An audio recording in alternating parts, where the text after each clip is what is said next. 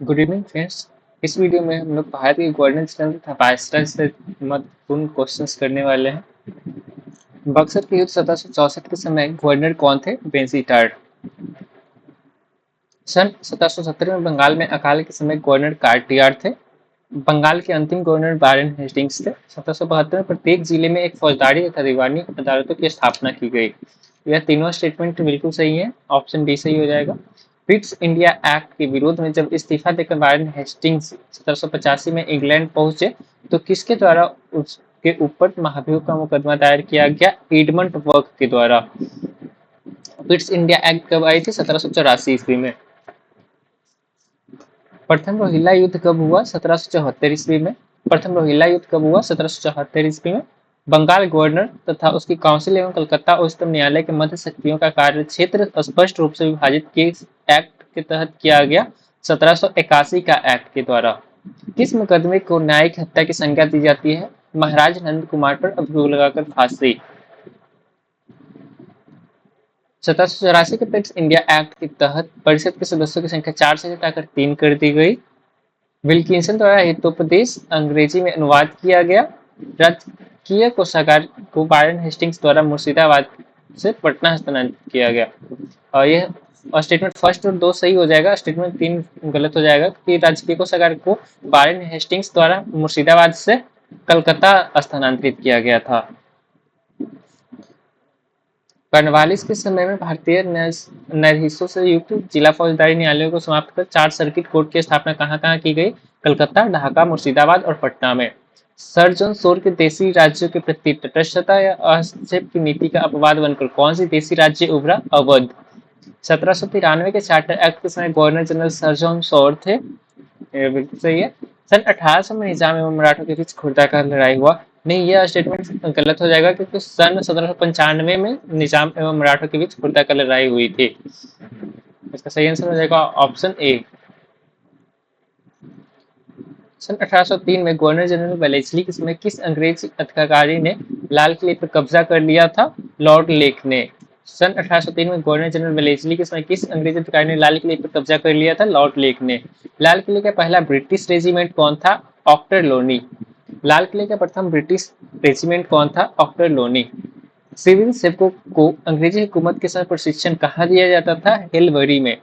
Civil सेवकों को अंग्रेजी हुकूमत के समय प्रशिक्षण कहाँ दिया जाता था? हेलबरी में। बंगाल के governor general sir George Barlow के संबंध में कौन सा कथन सत्य है? वे रियासतों में हस्तक्षेप नीति के विरोधी थे और नहीं वो समर्थक थे। वे रियासतों में हस्तक्षेप नीति के समर्थक थे। इनके समय में वेल्लोर का सिपाही विद्रोह हुआ था। हाँ, हुआ था। इसका सही आंसर हो जाएगा ऑप्शन बी, केवल 2 सही होगा। किस गवर्नर जनरल ने सिंध के साथ शाश्वत मित्रता की संधि की थी? लॉर्ड मिंटो प्रथम ने। किस गवर्नर जनरल ने सिंध के साथ शाश्वत मित्रता की संधि की थी? लॉर्ड मिंटो प्रथम। निम्न कथनों पर विचार करें। चार्ल्स मेटकॉफ और रंजीत सिंह के मध्य अमृतसर की संधि के समय गवर्नर जनरल मिंटो प्रथम थे। हाँ थे। चार्ल्स मेटकॉफ और राजपूत रियासत के मध्य संधि के समय गवर्नर जनरल लॉर्ड हेस्टिंग्स थे। हाँ, ये भी स्टेटमेंट सही हो जाएगा, दोनों स्टेटमेंट सही हो जाएगा। इसका ऑप्शन हो जाएगा सी। और ये कब हुआ था? 1809 ईस्वी में।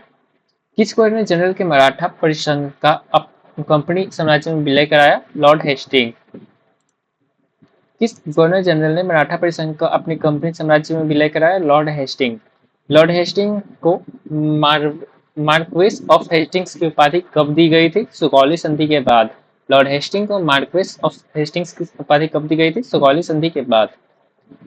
हेस्टिंग्स ने पिंडारियों के दमन व पेशवा पद की समाप्ति की घोषणा की। हेस्टिंग ने प्रथम आंग्ल बर्मा का नेतृत्व किया।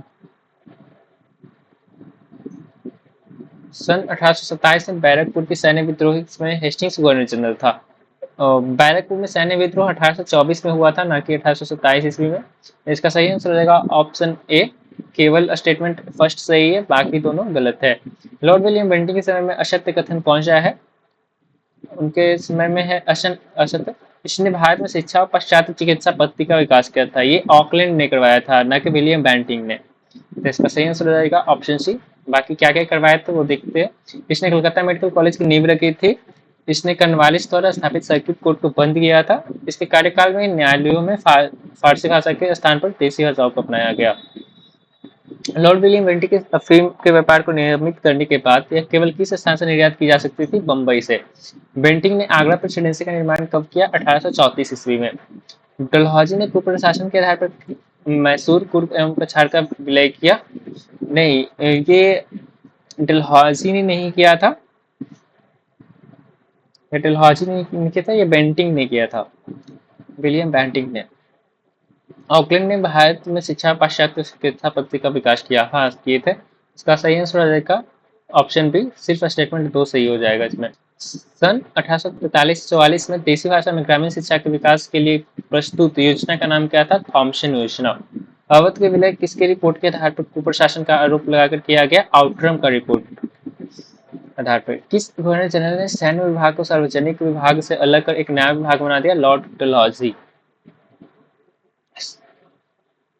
लॉर्ड डलहौजी ने बंगाल के लिए उप गवर्नर पद का सृजन किया तथा जो प्रदेश नए नए अधिग्रहित किए गए उन्हें अपने प्रत्यक्ष शासन में लिया। इस प्रक्रिया को क्या कहा जाता है? Non regulation system.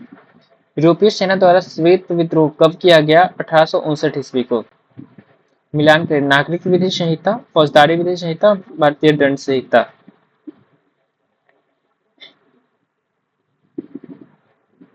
नागरिक विधि संहिता 1859 ईस्वी में आया था। फौजदारी विधि संहिता 1861 ईस्वी में। भारतीय दंड संहिता 1860 ईस्वी में। इसका सही आंसर रहेगा ऑप्शन डी। हाईकोर्ट एक्ट कब पारित हुआ जिसके साथ ही संपूर्ण देश में एक ही दंड संहिता लागू की गई? 1861 में। लॉर्ड कैनिंग ने पहली बार आयकर लगाया जो किस ब्रिटिश अर्थशास्त्री द्वारा प्रस्तुत किया गया था? विल्सन द्वारा। भूटान युद्ध कब हुआ था? 1865 ईस्वी में। भूटान युद्ध कब हुआ था? 1865 ईस्वी में, जॉन लॉरेंस के टाइम में। इलाहाबाद हाईकोर्ट की स्थापना के समय गवर्नर जनरल कौन थे? Lord John Lawrence. 1866 ईस्वी में हुआ था इलाहाबाद हाईकोर्ट की स्थापना। उस समय गवर्नर जनरल कौन थे? Lord John Lawrence. निम्न में से कौन सा कथन लॉर्ड मेयो के संबंध में सम्मिलित नहीं है? इसका बी हो जाएगा। इसने पोर्ट पिलियो व्यवस्था की शुरुआत की थी। पोर्ट पिलियो व्यवस्था की शुरुआत लॉर्ड कैनिंग ने की थी, ना कि लॉर्ड मेयो ने। लॉर्ड मेयो ने और क्या क्या किए थे? इसने आर्थिक विकेंद्रीकरण की नीति आरंभ की थी, कृषि विभाग की स्थापना की थी, इसने विवाद विच्छेद अधिनियम 1869 लागू किया था। निम्न कथनों पर विचार करें। लॉर्ड मेयो की हत्या शेर अली ने की थी। मेयो का उपनाम ओल्ड मैन इन हरी था। मेयो द्वारा सांख्यिकी सर्वेक्षण विभाग का गठन किया गया था। Old man in hurry Ellenborough का नाम था, ना कि मेयो का। तो इसमें सिर्फ स्टेटमेंट फर्स्ट और दो सही, फर्स्ट और थर्ड सही होगा, स्टेटमेंट सेकंड गलत हो जाएगा। किस व्यक्ति द्वारा 1909 के कांग्रेस अधिवेशन में कहा गया कि रिपन भारतीय वायसराय में सबसे अधिक लोकप्रिय था? मदन मोहन मालवीय। बर्मा के अंतिम रूप से भारत में विलय कर किसके द्वारा किया गया? नागरिक सेवा का। बर्मा का अंतिम रूप से भारत में विलय किसके द्वारा किया गया था? लॉर्ड डफरिन के द्वारा। एचिसन आयोग का गठन किस लिए किया गया था? एचिसन आयोग का गठन किया गया था नागरिक सेवा के विकास के लिए। किस गवर्नर जनरल द्वारा वित्तीय विकेंद्रीकरण की नीति का नियम किया गया? Lord Ripon. मिलान करना है घटनाक्रम और governor general. Prince of Wales की भारत यात्रा किसके समय में हुई थी? लॉर्ड नॉर्थब्रुक के समय में। स्ट्रैची आयोग के समय गवर्नर जनरल कौन थे? Lord Lytton. Bengal tenancy act इसमें कौन थे? Lord Dufferin. इसका सही आंसर हो जाएगा ऑप्शन बी। सम्मत आयु विवाह आयोग लॉर्ड लैंसडाउन के समय हुआ था। प्रिंस ऑफ वेल्स की भारत यात्रा लॉर्ड नॉर्थब्रुक। स्ट्रैची आयोग Lord Lytton. Bengal tenancy act Lord Dufferin. सम्मति आयु विवाह अधिनियम लॉर्ड लैंसडाउन। घटनाक्रम बस। Punjab tenancy act 1887। अफीम आयोग का गठन 1893। भारतीय साक्ष्य अधिनियम 1872। इसका सही आंसर हो जाएगा ऑप्शन सी। अकाल की जांच के लिए लॉयल आयोग का गठन किस गवर्नर जनरल ने किया था? तो सही आंसर हो जाएगा लॉर्ड एल्गिन द्वितीय। भारत हमारे साम्राज्य की धुरी है। यदि हमारे साम्राज्य का कोई अन्य राज्य अलग हो जाता है तो हम जीवित रह सकते हैं, लेकिन यदि हम भारत को खो देते हैं तो हमारे साम्राज्य का सूर्य अस्त हो जाएगा। यह कथन निम्न में से किसका है? यह कथन लॉर्ड एल्गिन द्वितीय का है। भारतीय व्यय की जांच के लिए वेलवी आयोग का गठन कब किया गया था? 1895 ईस्वी में। निम्न में से किस व्यक्ति ने कर्जन की जीवनी लिखी है? रोनाल्ड ने। निम्न में से किस व्यक्ति ने कर्जन की जीवनी लिखी है? रोनाल्ड ने। लॉर्ड कर्जन ने किस अधिकारी से विवाद के कारण अगस्त 1905 में त्यागपत्र दे दिया? किचनर। लॉर्ड कर्जन ने किस अधिकारी से विवाद के कारण अगस्त 1905 में त्यागपत्र दे दिया? किचनर।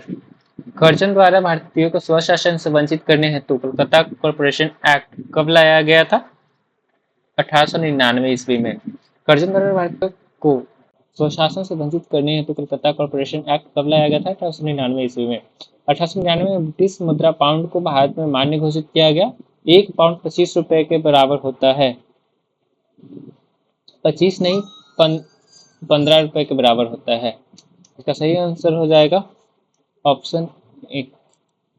सन 1903 में कर्जन ने फारस और अफगान के झगड़े को सुलझाने के लिए किसे नियुक्त किया? मैकमोहन। हेलो, हाँ प्रणाम। 5 मिनट में कॉल करना। 5 मिनट 5 मिनट।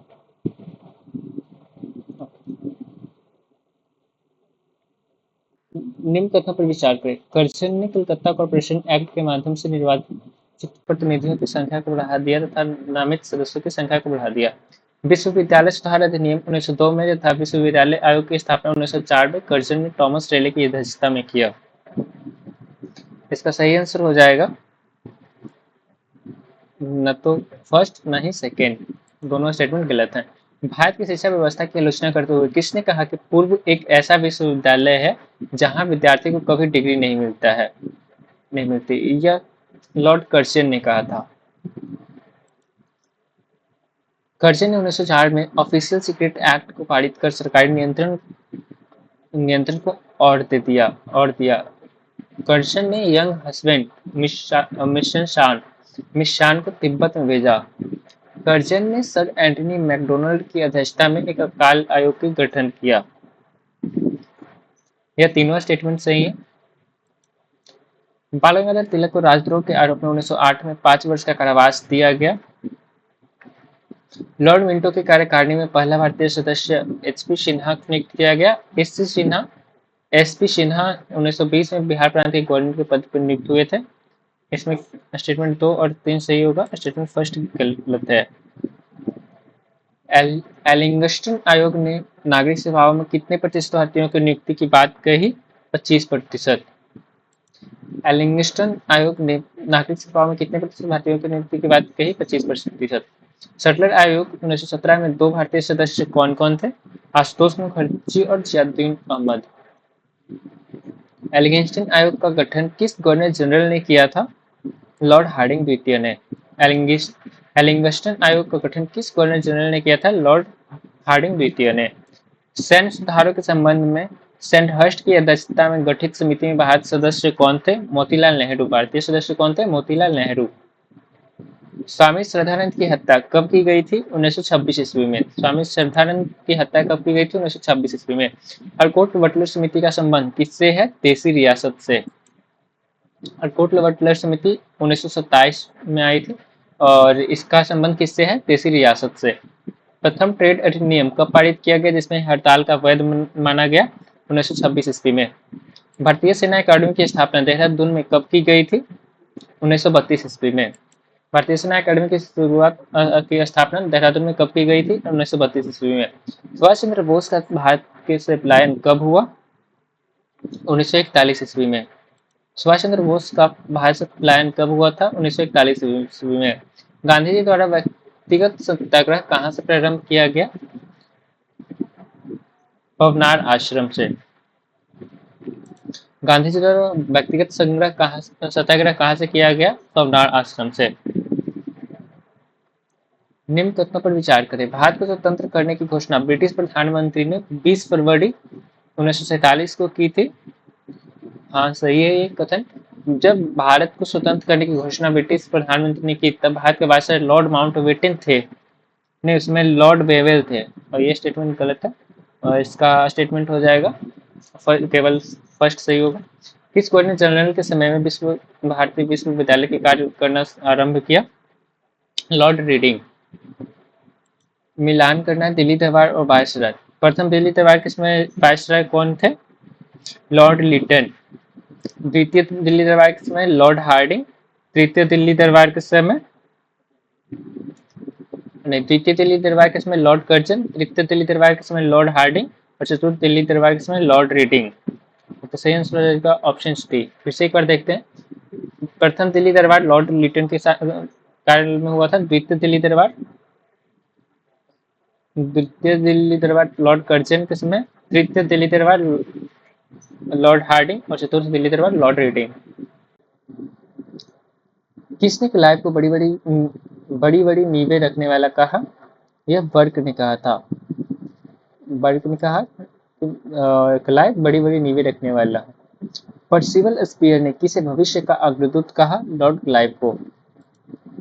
भारत में किस वायसराय का कार्यकाल सर्वाधिक लंबा था? भारत में किस वायसराय का कार्यकाल सर्वाधिक लंबा था? लॉर्ड कर्जन का। लॉर्ड कर्जन का कार्यकाल 1898 से 1905 तक रहा। लॉर्ड कैनिंग का रहा 1956 से 1962।